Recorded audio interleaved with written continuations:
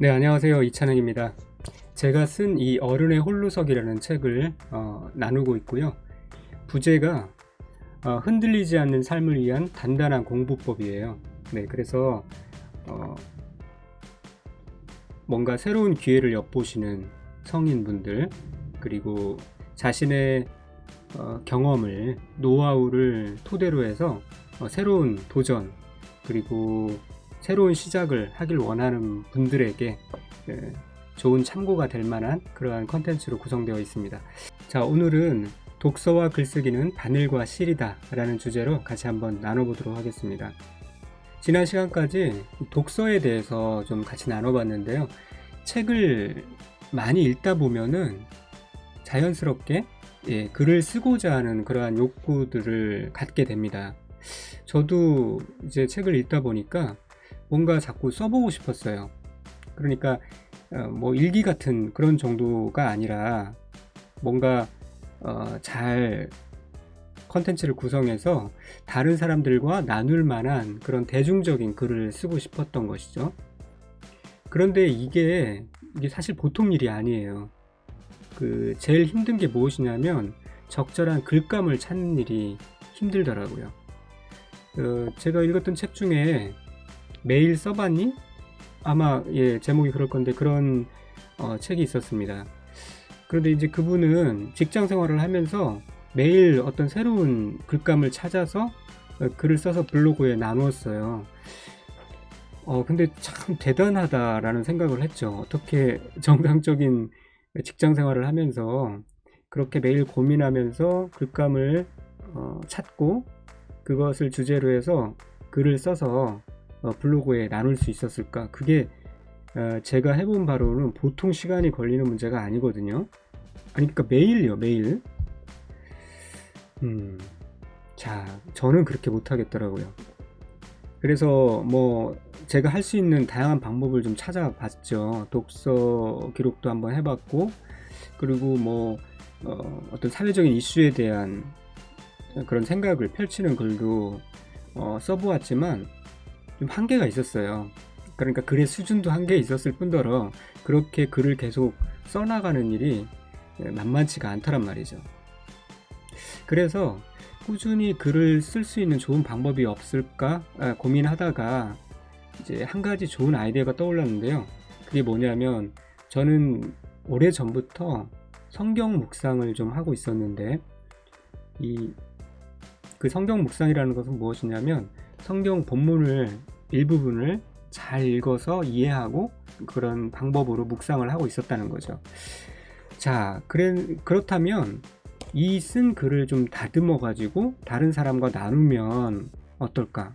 그러면 좋겠다. 그러면 글감 찾을 걱정이 없어지니까 매일 글쓰기 하는 문제가 그 어려움이 사라질 수 있겠다. 그런 생각을 하게 된 것이죠. 그러니까 이제 주제에 대한 걱정이 없어지는 거잖아요. 매일 내 앞에 텍스트가 딱딱 주어지고 그것만 잘 읽어서 잘 소화해서 글을 써내면 되니까 뭐 글쓰기의 걱정에 뭐 반 이상이 사라지게 되는 거죠.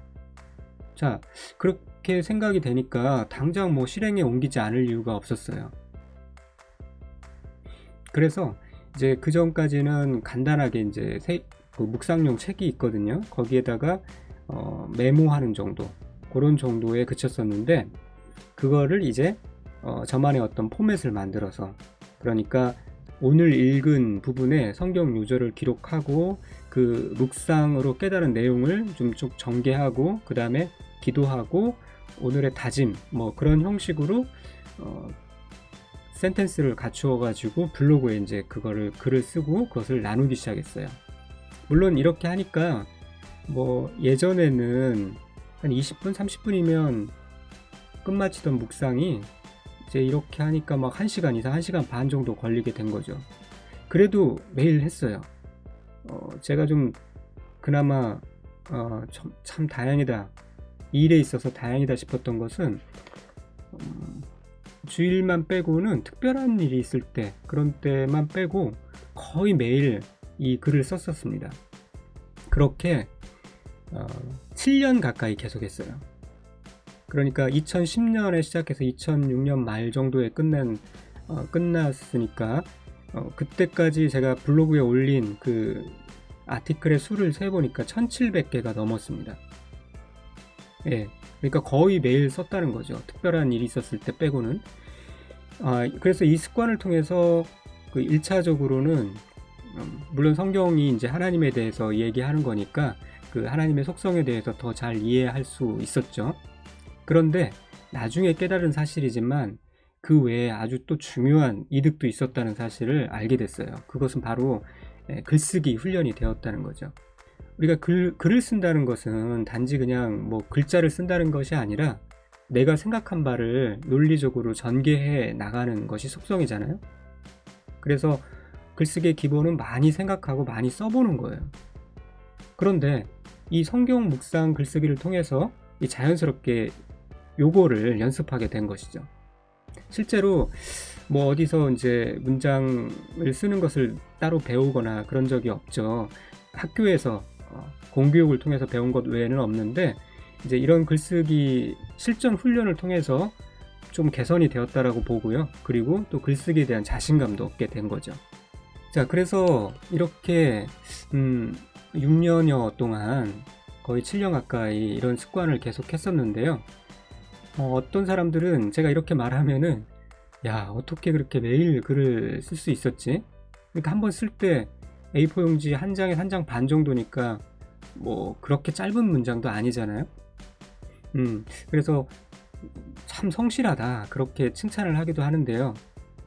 사실 저는 그리 성실하지 못합니다. 그런 칭찬을 받을 만하지 못하고요.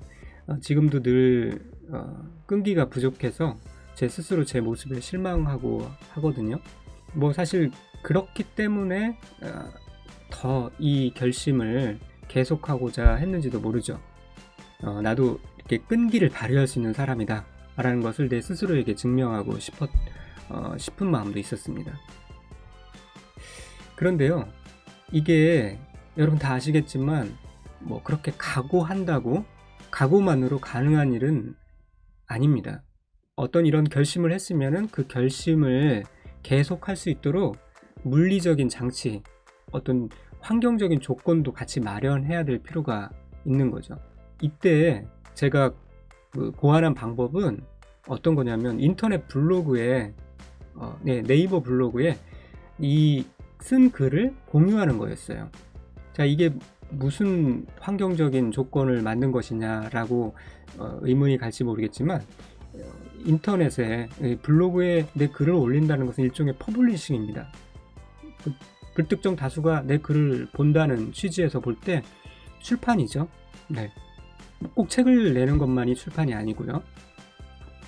자, 이렇게 되면 이제 한 명이든 두 명이든 내 글을 보는 사람이 생기고요. 또 계속 하다 보면 매일 들어와서 내 글을 보는 사람, 내 글을 기다리는 사람이 생기게 되는 거죠. 자, 이렇게 되면은 그것 때문에라도 그 한 사람 때문에라도 내가 글을 계속 써야 될 동기가 생기는 거예요. 기다리는 사람이 있으니까요. 자, 이게 이제 제가 생각한 물리적인 장치입니다. 어떤 글을 쓸 수밖에 없는 조건을 만드는 거예요. 실제로 제 블로그에는 매일 평균 한 100명 이상이 방문하였고요. 그리고 이제 그 글을 올릴 카카오의 스토리 채널도 이제 만들어서 거기에도 올렸는데 거기에 한 2,000명 정도 구독자가 생겨났어요. 그리고 묵상 책을 만드는 회사, 그러니까 성서 유니온 홈페이지에 묵상 게시판에도 글을 올렸는데 그곳에는 매일 실제로 제 묵상 글을 클릭해서 읽는 사람이 클릭 수가 500명 정도 됐었어요. 그러니까 이래저래 실제로 글을 읽는다라고 보여지는 사람이 한 1000명 정도가 돼버린 거예요. 몇 년이 지나니까. 자, 그러면 이게 매일 1000명이 제 글을 읽고 또 뭐 이렇게 노출되는 것까지 합치면은 제가 얼핏 계산하니까 한 8,000명 정도 되는 것 같아요. 그러니까 이렇게 직감적으로 제 글이 꾸준히 이제 노출되는 셈이 되는 거잖아요. 자, 이렇게 되면은 진짜 피곤해서 하루쯤 뭐 쉬고 싶다 할지라도 그렇게 할 수가 없는 거예요. 왜냐하면 제 글을 기다리는 사람들이 몇백 명 이상이 되는 거잖아요. 자, 그러면은 진짜 하기 싫은 때가 있다 할지라도 그럴 수 없는 상황이 되는 거죠. 그렇게 스스로를 조건을 만들어서 몰아세우는 겁니다. 그래서 일이 만들어지는 거죠. 그러다 보니까 이제 어떤 상황까지 됐냐면, 뭐 예를 들어 여행을 간다거나 뭐 출장을 갈 때거나 그런 때에도 이거는 빠질 수가 없는 거예요. 아침에 꾸역꾸역 일어나서 이 성경 묵상을 하고 글을 써서 올려야 되는 거죠. 자, 그리고 이제 또 하나 재밌는 일은, 이제 이렇게 이제 일정한 시간에 아침에 일어나서 묵상하고 글을 쓰는 일이 몇 년 반복되니까요. 이게 그 아침, 예를 들어서 그러니까 제가 6시에 일어났는데 6시에 일어나기만 하면 이 정신과 몸이 딱 그렇게 세팅이 되는 거예요. 묵상을 하고 글을 쓰기에 적합하도록 그렇게 세팅이 되는 겁니다. 그 시간만 딱 되면은 일상의 다른 모든 일과는 담을 쌓은 채 제가 마치 뭐 외딴 섬에 있는 것처럼 그 주어진 텍스트를 깊이 읽고, 그리고 그때 떠오른 생각을 글로 붙잡아서 기록하는 일에만 집중할 수 있는 그러한 상태가 되었다는 거죠. 자, 이 일은 딱 그 특정한 시간이 되었을 때만 가능한 일이 돼버린 거예요. 자, 이거를 제가 언제 깨달았냐면, 예를 들어서 출장을 가서 이제 아무리 생각해도 아침에 제 시간에 일어나기 힘들겠다 생각이 되어서 그 전날 해놓고 자야겠다 라고 생각을 한 거죠. 그래서 이제 저녁 늦은 시간에 그 텍스트를 마주하는 경우가 있었는데요. 근데 이게 안 되는 거예요. 너무 힘든 거예요. 아침에는 그렇게 뭐 때로는 안개 속에 있는 상태일지라도 하다 보면 순조롭게 술술 풀렸던 글쓰기가 저녁에는 이게 도저히 안 되는 거예요. 자, 이게 그 심리학자들에 의하면은 뇌에는 가소성이 있다라고 그렇게 얘기를 해요. 가소성, 플라스틱 그런 성질이 있다는 거죠. 그러니까 어떤 특정한 시간이 되면, 그런 환경이 되면은 뇌가 그 상황에 맞게 스스로 만들어진다는 거예요. 그래서 그 시간에 이제 어떤 특정한 일을 계속 해나가다 보면 큰 일이 만들어지는 거죠. 그렇게 환경을 조성하고 뇌까지 어떤 그 상황에 맞게 조성해서 그 특정한 일을 해낼 필요가 있다라고 생각합니다. 토마스 만은 이렇게 얘기했죠. 오전 시간은 나에게는 신성합니다. 나는 아침에 일찍 책상에 앉습니다. 전화도 신문도 편지도 사용합니다. 그렇게 해서 점심때까지 바깥 세상과 단절되어 작품에만 열중합니다. 라고 얘기를 했습니다. 필요하다면 무엇에 어떤 지속적인 시간을 투입해서 성과를 내고 싶다면 이렇게 특정한 시간에 그 특정한 일을 해서 그 일을 가장 잘 해낼 수 있는 조건을 만들어내는 것이 필요하다라고 봅니다. 자, 그래서 제가 이제 모닝 스터디 루틴 시스템이라고 그렇게 제목을 정해봤는데요. 이거를 좀 만들어갈 필요가 있다라고 봅니다. 이게 다른 게 아니라 매일 정해진 시간에 정해진 분량, 정해진 주제에 맞춰서 반복하고 지속하는 시스템을 말해요. 자, 이것을 글쓰기에, 독서와 글쓰기에 적용한다 그러면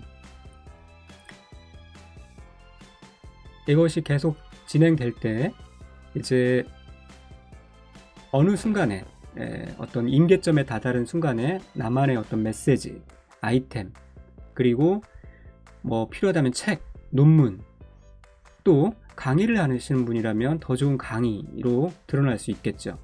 자, 이것이 이제 매일 아침 루틴 시스템이고요. 이것들을 계속 진행시켜 나가는 것이 어떤 큰 성과를 일구는데 굉장히 중요하다.